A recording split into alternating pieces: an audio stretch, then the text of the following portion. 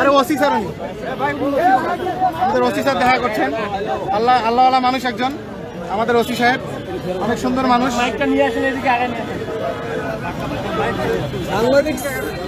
ভাইরা আমার আপনারা দেখতে পাচ্ছেন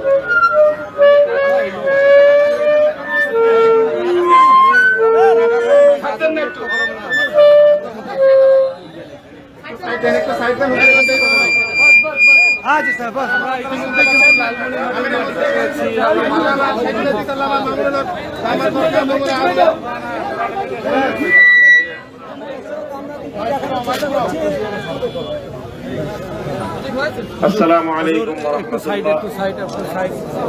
الحمد لله رب العالمين والصلاة والسلام على سيد الأنبياء والمرسلين وعلى آله وأصحابه أجمعين أما بعد.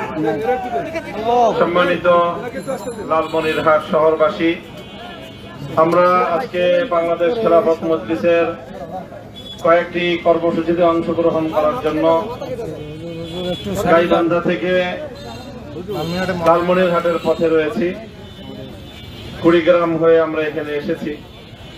আপনারা আমাদের জন্য অপেক্ষমান রয়েছেন, এই জন্য আপনাদের সকলের প্রতি কৃতজ্ঞতা প্রকাশ করছি।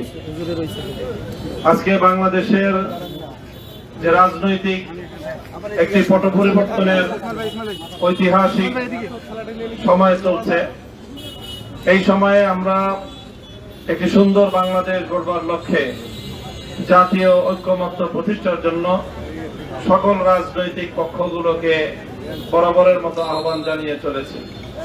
আমরা বাংলাদেশ খেলাফত মজলিস অত্যন্ত ভারসাম্যপূর্ণ একটি অবস্থানে থেকে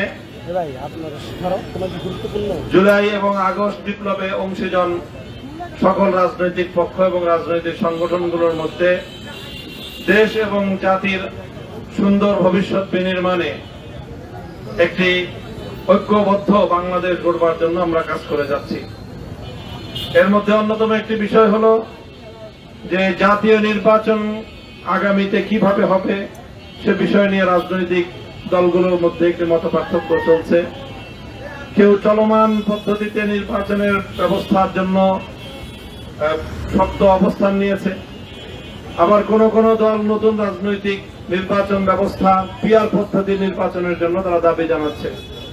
বাংলাদেশ খেলাফত মজলিস এই উভয় মতামতের সমন্বয় করে এমএমপিআর পদ্ধতি তথা মিক্সড যে মেম্বারশিপ, সেই মিক্সড মেম্বারশিপ পদ্ধতির জন্য সংশ্লিষ্ট সকল মহলকে আহ্বান জানিয়েছে এবং সেই বিষয়ে আমরা আমাদের দলীয় বক্তব্য জাতির সামনে উপস্থাপন করেছি।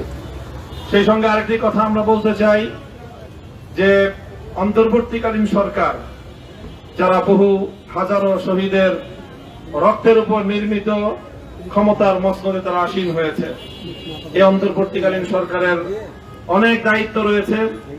আমরা মনে করি তাদের সবচেয়ে বড় দায়িত্ব হলো যে বাংলাদেশের আগামী রাজনীতির বন্দোবস্তের যে সংস্কার এই জাতি প্রত্যাশা করছে, সেই সংস্কারগুলো জাতির আকাঙ্ক্ষা অনুযায়ী অতি দ্রুত সম্পন্ন করবে এবং 2009 সাল পিলখানা ট্র্যাজেডি, শাপলা চত্বর ট্র্যাজেডি, 2021 সালের হত্যাকাণ্ড এবং 2024 সালের ফ্যাসিবাদ বিরোধী আন্দোলনে যে হাজার হাজার মানুষকে হত্যাকাণ্ড সহ অসংখ্য গুম খুন যারা করেছে এবং আপসহীন ভূমিকা পালন করবে।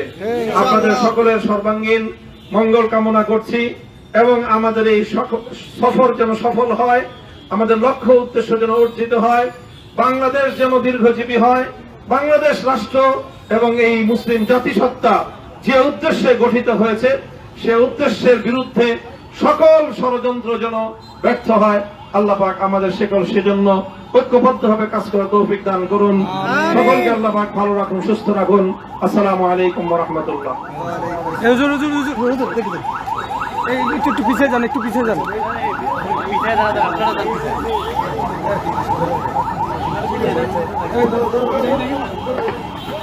আপনারা